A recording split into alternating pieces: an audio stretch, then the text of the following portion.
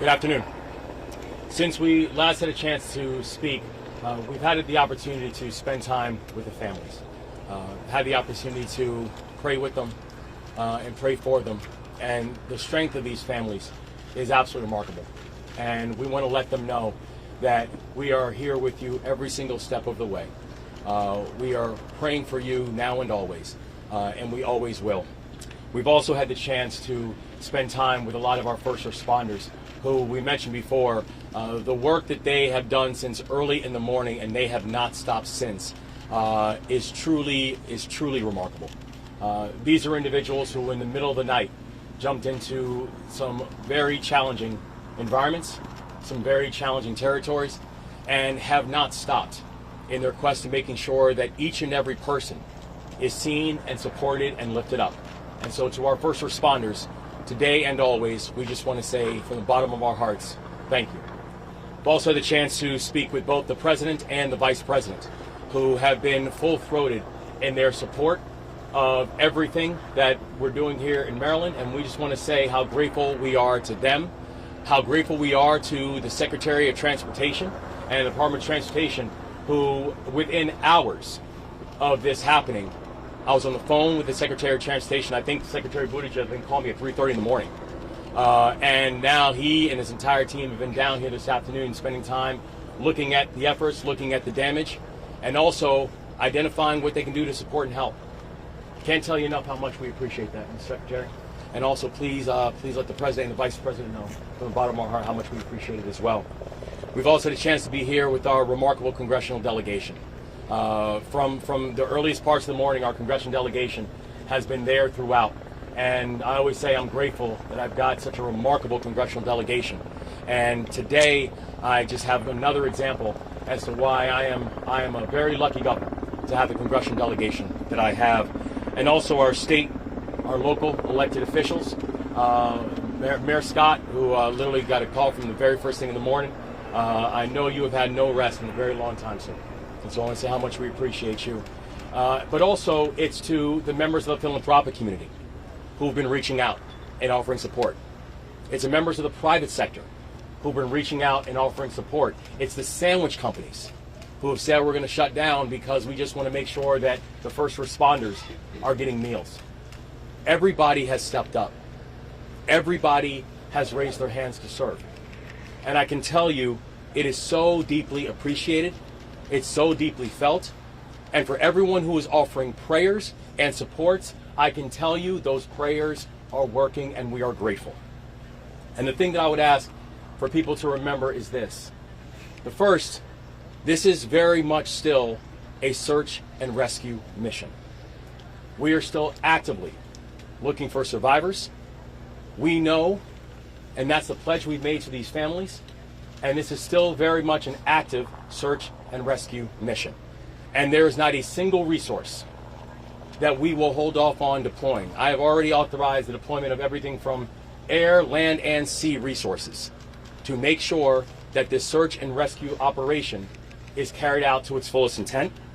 The second thing I want to remind people is that this will not be short. There's going to be a long road. There's going to be a long road, not just as we go from search and rescue.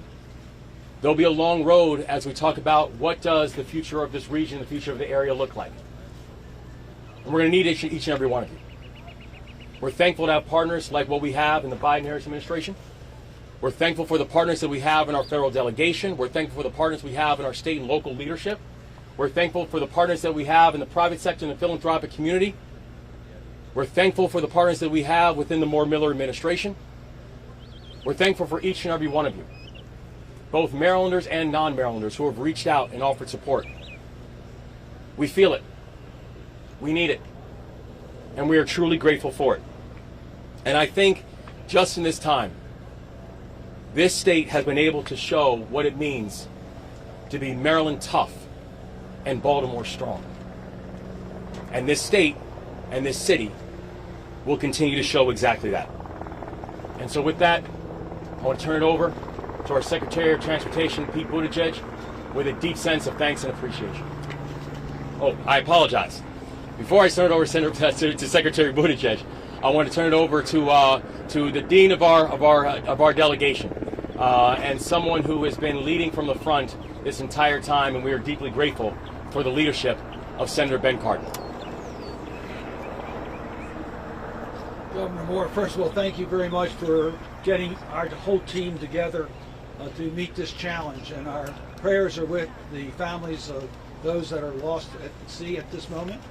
As the governor said, it's still a search and rescue, so we are hopeful and we are with the families. I also want to underscore our thanks to our first responders. They did an extraordinary job, acting very quickly and saved lives. So we thank our first responders for everything that they have done. I just really want to underscore a couple points. Our first priority is the search and rescue for those that were on the bridge. We then need to make sure that the channel is reopened. It's critically important to our economy. It affects many, many jobs. It affects not only jobs here in Maryland, but around the country and world. So our next priority is make sure we get that channel opened. And then we also need to fix and replace the bridge for the surface transportation. We're going to work together as a team. I am very impressed by all the partners that are with us today. We heard from them at the state level, the local level, the federal level. I particularly want to acknowledge our federal partners. The Secretary of Transportation is with us. We have the Coast Guard. We have the Army Corps of Engineers. We have the investigators. We have the Small Business Administration. They're all here because of the commitment of the partners to work together. A special thanks to President Biden, who's made it very, very clear that he'll do everything in his power to make sure that we get the help we need to deal with this challenge. But as Secretary Buttigieg told us in our briefings, he's going to need the help of Congress in order to get things done. So I want to acknowledge our team, Senator Van Hollen, my partner in the United States Senate on the Appropriations Committee, the work that he's doing. Congressman Mfume is here. Congressman Trone is here. Team Maryland, our federal delegation is committed to working together. Senator Van Hollen and I got calls from our leadership that said they're prepared, Secretary Buttigieg, to do everything that we need to do in Congress to make sure you have the resources and the federal partners have the resources in order to get the job done. So I want to thank Senator Schumer for his call and his comments. Senator Murray, Senator Carper, Chair of the Environment and Public Works Committee, have all been in touch with us. It is a team effort, and we're going to make sure that we do everything we can to protect our economy and protect the people of our state. And with that, let me just turn it back to the governor or Secretary Buttigieg. This guy woke all of us up early this morning, so thank you very much. Thank you. I want to thank Senator Cardin and the entire delegation for their leadership. They have been on this from the first moments, and as the Senator mentioned, and I'll say more about this in a moment, we'll be needing to work together to make sure that we render all of the support that is needed at the federal level. I want to recognize the leadership of Governor Moore, who was already wide awake and hard at work when I reached in the middle of the night. We just had a very informative briefing with his extraordinary leadership team, and I was moved to see the partnership between state as well as county and city personnel, led by the county executive and the mayor, working hand in glove with us and with our sister federal agencies. And if there's one thing I have to say today, it is a note of gratitude for the extraordinary and courageous work of the first responders, some of whom are in that cold water right now, some of whom are from right here, some of whom have traveled in to render mutual aid, all of whom are responding with extraordinary professionalism and whose work has already saved lives. And to those state, county, and local responders, I would add the extraordinary work of the United States Coast Guard. We should also recognize that this is an excruciating day for several families who went to bed last night having it be a normal night and woke up today to news that no one wants to receive. They are hoping and praying, and we are hoping and praying with them. We are all putting our arms around the community of Baltimore, and that is true for all of this country. I've even heard from counterparts as far away as the United Kingdom reaching out to express their support to the people of Baltimore. As has been mentioned, been in close contact with the governor, the mayor, county leadership, and the congressional delegation.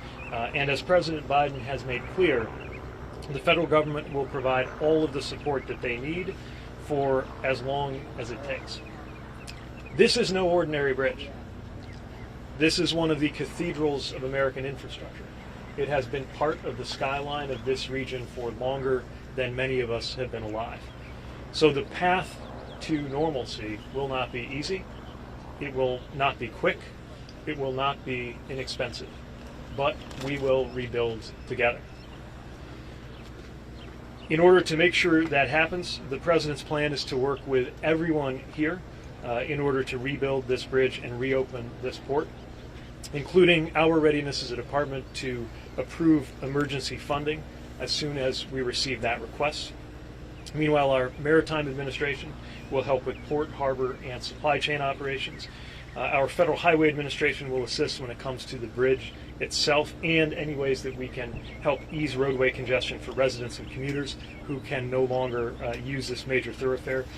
The Federal Aviation Administration is even involved, working to keep the airspace above the bridge clear for emergency personnel. PHMSA, our Pipeline and Hazardous Material Safety Administration, is on the scene to help with any hazmat issues, and our newly stood up freight office is already at work preparing for supply chain impacts that we know are coming because of the importance of this port, not just to the Baltimore region, but really to the entire United States economy. We're going to be working closely with the National Transportation Safety Board as they lead their independent investigation, and with the Coast Guard as they continue operations in the water. I've also spoken with Secretary Mayorkas, who's working to ensure that all DHS assets are integrated.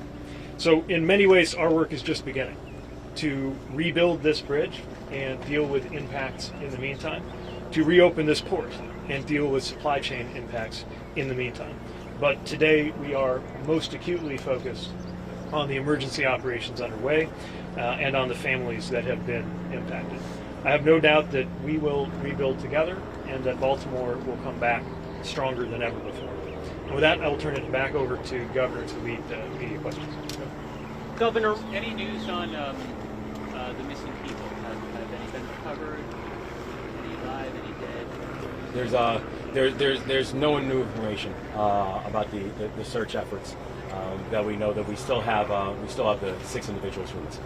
Governor, when you talk about the investigative standpoint, how concerned are you if there were any safety violations on this ship or the track record of the owner operator? And Mr. Secretary, if you could speak to that as well, do you have any concerns about that? Mayor Scott, we also didn't hear from you. What are your thoughts on this tragedy today? Well, I'll take it first, and I can pass it off to Mr. Mayor. Thank you. I know there's a thorough investigation that's going to be going on about everything that took place last night, the things that led up to it, and also the aftermath. And so I don't have any further comments about any concerns that we have about the companies that are involved, because there's still a thorough investigation that's going to take place. Thank you, Mr. Governor. I think we all know this is an unspeakable tragedy. And while, as the governor just said, the investigation is still underway, all of that can wait. Right now, this is about the lives of those individuals that we are searching for and nothing else. Everything else, this team of folks will work together to make sure that we rebuild and do everything we need to do for our port. But right now, we need everyone to understand this is about the lives and those families who are deeply impacted. Mr. Secretary, this is, we've seen now several bridge collapses happen over the past couple of years. Obviously, this was a catastrophic event, but that bridge fell very quickly. How concerned should Americans be about the bridges that they're traversing every single day in this country?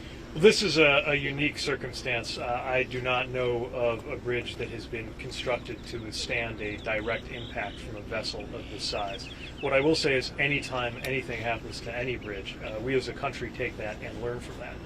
Learning from incidents as diverse as what happened to I-95 in Philadelphia, what happened to I-10 in Los Angeles, or another case that we're learning a lot from here, which is the 2007 collapse of I-35 West in Minnesota. Let me emphasize that was a very different circumstance with very different causes, and the NTSB, by design, is independently leading the investigation into what those causes are. No question that we will take all of that information and apply it in our future work.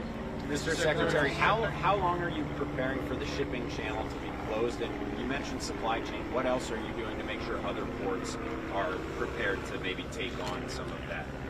Well, the port here in Baltimore does the most vehicle handling of any port at all, and that's just talking about the vehicle side. You also have container traffic, you have Gulf traffic. There is no question that this will be a major and protracted impact to supply chains. It's too soon to offer estimates on what it will take to clear the channel and reopen the port. There is one part of the facilities here, Trade Point, which is located at Sparrow Point, which is outside of the part that's blocked. But the main part of the Port of Baltimore is, of course, inside the channel that has been blocked. Last question. This is part of why Last we're question. fortunate to have that newly stood up freight office, which along with the Maritime Administration and all of our interagency and intergovernmental partners here, is we're going to make sure we coordinate. There is no central authority that directs maritime traffic the way you have with air traffic. So it's going to be important to have a number of dialogues established with ocean shippers, beneficial cargo owners, port operators, and everybody else who plays a role. And I'm sorry, Governor, just for clarity, a question from this morning. It was unclear if there were any vehicles on the bridge when the vessel hit it. Do you have an update now whether there were actually vehicles? There's still an investigation going on about which vehicles that we had that was on the bridge. The thing that we know that we also can verify though is the quick work of public officials and law enforcement who kept more vehicles from coming onto the bridge. They undoubtedly saved innumerable amount of lives. So you're still looking for 6 people, and that's it, as far as you know. Our investigation has not changed. Thank you all. Thank you all. Tell us about the companies involved. The companies involved here, the shippers, the owners, the insurance companies. Thank you all.